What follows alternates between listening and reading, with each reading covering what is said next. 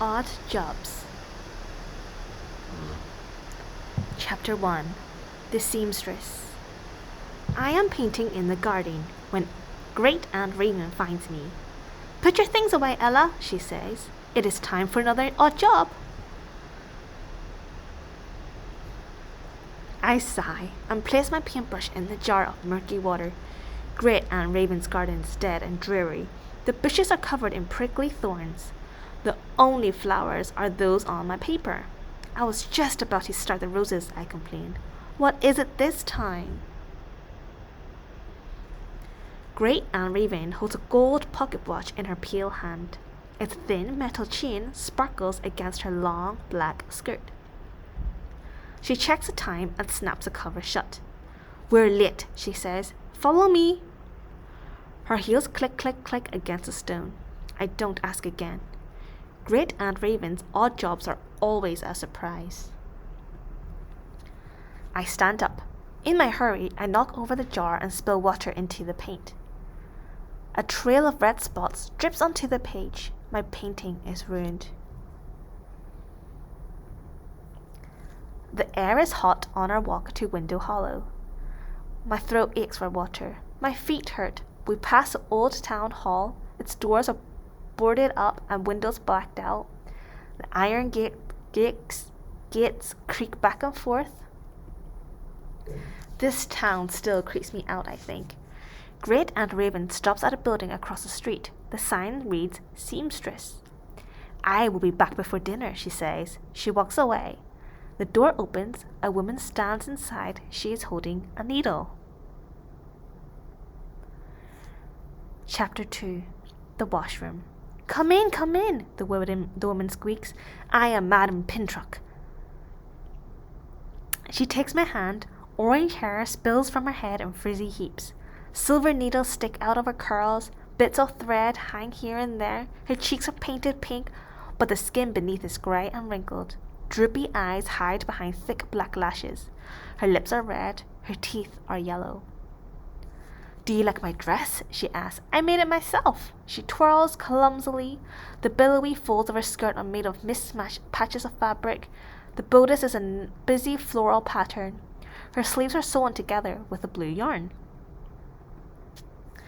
I force a smile. "It's very pretty," I lie. The air in the room is damp and heavy. It smells of sweat and soap.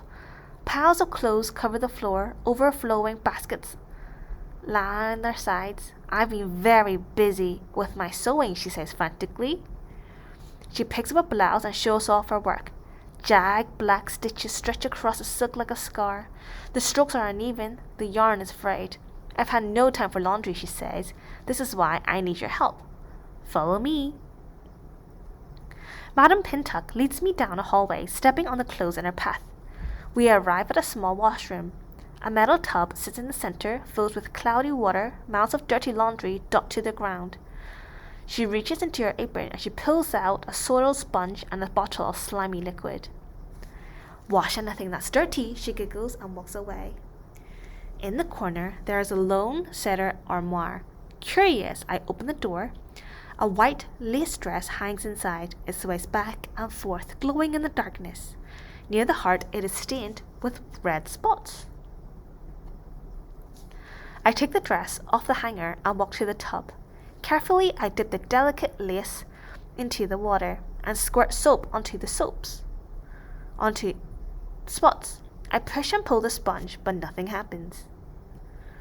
I try again. Still the spots remain. That's strange, I think to myself. I try a different piece of clothing, a pair of pants covered in the dirt.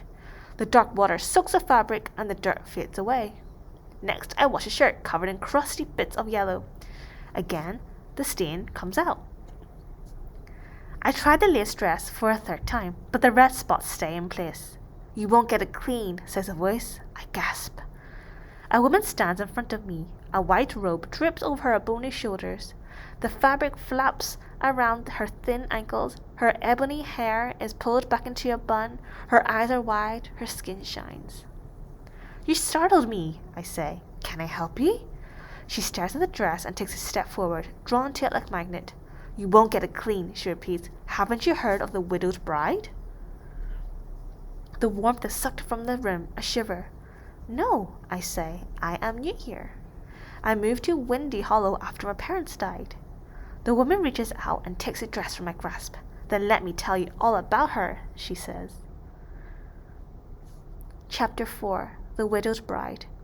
Long ago, a beautiful woman was set to marry a handsome man, she says. All of Windy Hollow was invited to the grand wedding feast at the town hall. I think of the crumbling building with its black windows and locked doors. The woman holds a dress in front of her. The red spots hover near her heart. She sways back and forth, dancing to music in her head. She stops suddenly. Her eyes narrow. But on the wedding day, the young man died tragically of fever, she says. There was no grand wedding feast, no happily ever after. She drops the dress. It lands in my lap. The red spots stare up at me. That's terrible, I say. What happened to the bride? But there is no answer. I look up. She is gone. Madame Pintuck darts into the room and snatches the dress from my hand. You are not supposed to touch this, she hisses. I sewed this long ago. Her fingers rub the red spots. My skin prickles. What happened to the widowed bride? I asked. I know she knows. Madame Pintuck closes her eyes. She died of heartbreak, she whispered. This was to be her wedding dress.